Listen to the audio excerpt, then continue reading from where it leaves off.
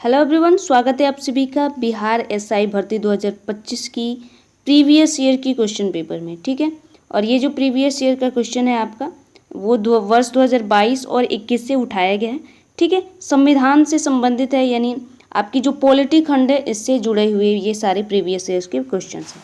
तो कुछ क्वेश्चन आज हम यहाँ पे देखने वाले हैं। तो चलिए स्टार्ट करते हैं। पहला क्वेश्चन है इसमें कि कह रहे हैं कि किस संवैधानिक संशोधन अधिनियम के द्वारा राष्ट्रपति के लिए संवैधानिक संशोधन विधेयक पर सहमति देना अनिवार्य कर दिया गया था। यानी राष्ट्रपति जो संविधान के संशोधन विधेयक पर अपनी सहमति यानी जो अपनी स्वीकृति देता है उसको किसके तहत क्या कर दिया गया, यानी स्वीकृति देना अनिवार्य कर दिया गया था। तो 24 यानी 24वें संविधान संशोधन के माध्यम से किया गया था, या 42वें संविधान संशोधन के माध्यम से, या 44वें संविधान संशोधन के माध्यम से, या जो है 48वें संविधान संशोधन अधिनियम के माध्यम से।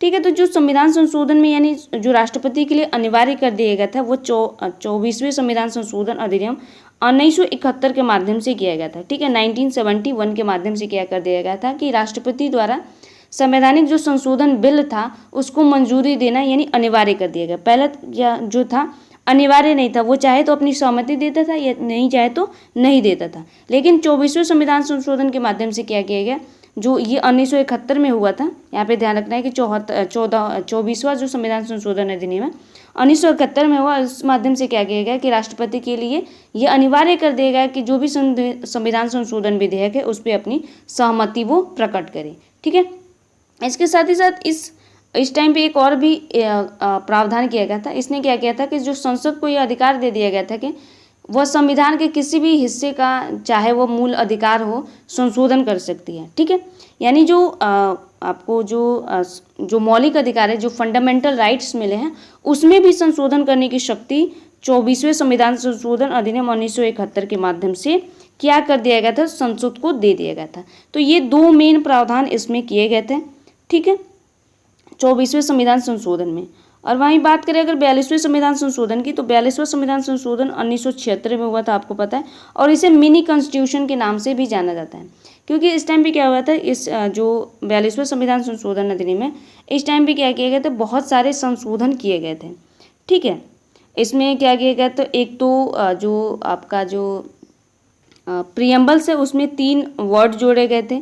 ठीक है, पहली बार प्रियम्बल्स में भी संशोधन किया गया था, और ऐसे ही बहुत सारे प्रावधान किए गए थे, यानी इसीलिए इसे मिनी कॉन्स्टिट्यूशन के नाम से भी जाना जाता है। इसमें क्या किया गया था कि जो लोकसभा का कार्यकाल जो 5 वर्ष का है उसको बढ़ाकर 6 वर्ष का कर दिया गया था। ठीक है, लोकसभा के कार्यकाल को भी बढ़ाकर 5 से 6 वर्ष कर दिया गया था। हालांकि 44वें संविधान संशोधन अधिनियम के माध्यम से क्या किया गया, 1978 में हुआ था, इसमें क्या कर दिया गया था कि पुनः इसके कार्यकाल को फिर से 5 वर्ष कर दिया गया था। ठीक है, तो ये कुछ मेन प्रावधान इसमें किए गए थे, तो इसको ध्यान रखना है। अगले प्रश्न पे चलते हैं। अगला प्रश्न कह रहा है कि लोकसभा में विपक्ष का नेता, ये जो है आपके प्रीवियस ईयर्स यानी जो आपके बिहार एसआई में जो क्वेश्चन पूछे गए हैं वही क्वेश्चन है ये। ठीक है, लोकसभा में विपक्ष का नेता बनने के लिए कम से कम सदन की कुल सीटों का डैश सीटें हासिल होनी चाहिए। तो 1/4 होनी चाहिए, 1/6 होनी चाहिए, 1/8 होनी चाहिए, या 1/10 होनी चाहिए।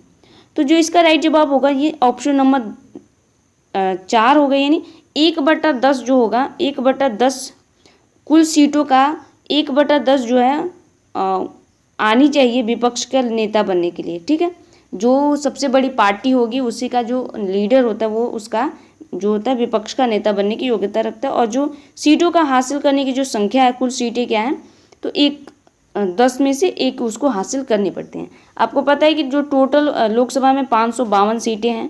ठीक है, लोकसभा में टोटल 552 सीटें हैं, हालांकि 545 होती हैं वही भर्ती हैं, जिसमें जो होता है 19 से 20 क्या होता है कि जो केंद्र शासित प्रदेशों से आते हैं, वही 2 जो होते हैं आंग्ल भारतीय समुदाय, आंग्ल भारतीय होते हैं। ठीक है, और इनकी जो नियुक्ति होती है, जो आंग्ल भारतीय सदस्य होते हैं उनकी नियुक्ति राष्ट्रपति द्वारा की जाती है। तो जो सीटों की संख्या है 1/10 होती है। तो यहाँ पे ध्यान रखना है कि लोकसभा में विपक्ष का नेता बनने के लिए ये चीज़ें अनिवार्य होती हैं। ठीक है,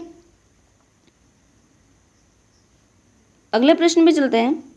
अगला प्रश्न कह रहा है कि भारत के नियंत्रक एवं महालेखा परीक्षक को उसके पद से हटाए जाने की प्रक्रिया के जो नियम है किसके समान है। तो राज्य के महाधिवक्ता है, भारत के महान्यायवादी हैं, उच्चतम न्यायालय के न्यायाधीश के बराबर है या लोकसभा के अध्यक्ष के बराबर होता है। तो जो भारत का नियंत्रक है, महालेखा परीक्षक, जो पद से हटाने की प्रक्रिया है वो क्या है, उच्चतम न्यायालय के न्यायाधीश के समान होती है। ठीक है, उच्चतम न्यायालय के न्यायाधीश के समान इसकी जो प्रक्रिया है यानी जो प्रोसेस होता है उसके समान होती है। अगर इसकी बात करें कि जो नियंत्रक है महालेखा परीक्षक की जो नियुक्ति होती है, इसका जो प्रावधान है 148 अनुच्छेद 148 से लेकर और 151 तक इसका अनुच्छेद होता है, जिसमें 148 में इसकी नियुक्ति की बात की जाती है। ठीक है, CAG जिसको बोलते हैं 148 अनुच्छेद 148 के तहत होता है। और जो CAG का जो कार्यकाल होता है वो 6 वर्ष का होता है या 65 वर्ष, जो भी पहले हो उतने वर्ष तक होता है, यानी 6 वर्ष उसका अगर कार्यकाल है 6 वर्ष, या अगर उसकी उम्र 65 वर्ष से पहले तक वो रहता है यानी अपने पद पर रहता है। और ये इसकी जो नियुक्ति होती है, जो CAG होता है उसकी नियुक्ति कौन करता है, तो राष्ट्रपति द्वारा कैग की नियुक्ति की जाती है। हालांकि वो उससे हटाने का जो प्रोसेस है वो जो है कि संविधान में दिया हुआ है, जैसे उच्चतम न्यायालय के न्यायाधीश के तहत उसको हटाया जाता है, उसी प्रोसेस के माध्यम से उसको क्या किया जाता है कि उसके पद से हटाया जाता है। ठीक है, न कि उसे राष्ट्रपति द्वारा उसका चयन भले किया जाता है लेकिन वो राष्ट्रपति के साथ पर्यंत नहीं रहते हैं, यानी अगर राष्ट्रपति चाहे उसे हटाना तो वो उसको नहीं हटा सकता है। ठीक है, तो ये सारे प्रावधान इसमें किए गए हैं। तो यहाँ पे कुछ इंपॉर्टेंट पॉइंट थे तो जो यहाँ पे मैं आपको डिस्कस कर रही हूँ। हालांकि जो चीज़ें मैं क्लास में अगर आप चाहेंगे तो मैं क्लासेस में लाकर इसको विस्तार से इसको सारी चीज़ों को मैं यहाँ पे करा दूँगी। ठीक है, अगले प्रश्न पे चलते हैं। अगला प्रश्न कह रहा है कि राष्ट्रपति के अध्यादेश पारित करने की शक्ति किसमें वर्णित है, तो अनुच्छेद 123 में है या 143 में है या 52 में है या अनुच्छेद 300 में है। तो जो राष्ट्रपति के अध्यादेश जारी करने की शक्ति होती है वो अनुच्छेद 123 में वर्णित होती है, आर्टिकल 123 यानी अनुच्छेद 143 में क्या होता है कि राष्ट्रपति अध्यादेश जारी करने की शक्ति मिलती है। जो राष्ट्रपति होता है ना तब अध्यादेश जारी करता है जब लोकसभा और राज्यसभा जो होते हैं उनकी जो बैठकें होती है वो नहीं होती है, यानी जब उनका कार्यकाल जो होता है जैसे लोकसभा का जो कार्यकाल होता है, जो लोकसभा जब बैठती है यानी जब लोकसभा और राज्यसभा दोनों स्थगित होते हैं उस टाइम पे क्या होता है, राष्ट्रपति अध्यादेश जारी करता है और अध्यादेश जारी करने के माध्यम से वो प्रशासन का काम चलाता है। ठीक है, तो एक तरह के जो बिल होता है वो लेकर आता है और उसे जैसे संसद द्वारा या लोकसभा या राज्यसभा द्वारा जो पारित विधेयक होते हैं और जो उनकी कानूनी अधिकार होते हैं सेम इस टाइम पे राष्ट्रपति को भी मिले होते हैं। ठीक है, क्योंकि इस टाइम पे दोनों स्थगित होते हैं, लोकसभा और राज्यसभा अपना कार्यभार नहीं संभाल रहे होते हैं, तभी राष्ट्रपति अध्यादेश जारी करता है। तो अनुच्छेद 123 के माध्यम से वो करता है। ठीक है, अगले प्रश्न पे चलते हैं। कह रहा है कि निम्नलिखित में से कौन सी कमेटी मौलिक कर्तव्यों से संबंधित है, तो संथानम कमेटी है, केलकर कमेटी है, धर कमेटी है या स्वर्ण सिंह कमेटी है। तो जो मौलिक कर्तव्यों से जो कमेटी है वो स्वर्ण सिंह समिति की कमेटी है। ठीक है, स्वर्ण सिंह समिति जो है मौलिक कर्तव्यों से संबंधित है और इन्होंने 10 मौलिक कर्तव्यों को सुझाया था। हालांकि अभी क्या है, अभी जो है 11 मौलिक कर्तव्य हैं। ठीक है, आपके पास फंडामेंटल ड्यूटीज़ हैं, 11 फंडामेंटल ड्यूटीज़ हैं और भाग जो आपका भाग 4A में है, 4 जो है ए या क बोले या ए बोले उसमें यह आपका जो है मौलिक कर्तव्य है। और अनुच्छेद 51 आपको पता है अनुच्छेद 51A जो है 51A इसमें क्या किया गया, फंडामेंटल ड्यूटीज़ आपकी दी गई हैं। ठीक है, तो यहाँ पे ये ध्यान रखना है कि मौलिक कर्तव्य कब से हैं। और वर्ष 2002 में क्या किया गया था, जो 86वां संविधान संशोधन अधिनियम था उसके माध्यम से 11वां मौलिक अधिकार आपका ऐड किया गया था। ठीक है, तो ये स्वर्ण सिंह समिति जो है कमेटी जो है मौलिक कर्तव्य से संबंधित कमेटी है। अगला प्रश्न कह रहा है कि 42वें संविधान संशोधन अधिनियम के कुछ विषय राज्य सूची से समवर्ती सूची में डाल दिए गए, इनमें से कौन से नीचे गलत उल्लिखित है, तो वन और शिक्षा है, वन या जंगली जानवरों का संरक्षण है, शिक्षा पक्षियों का संरक्षण है या वन स्थानीय अधिकार हों। तो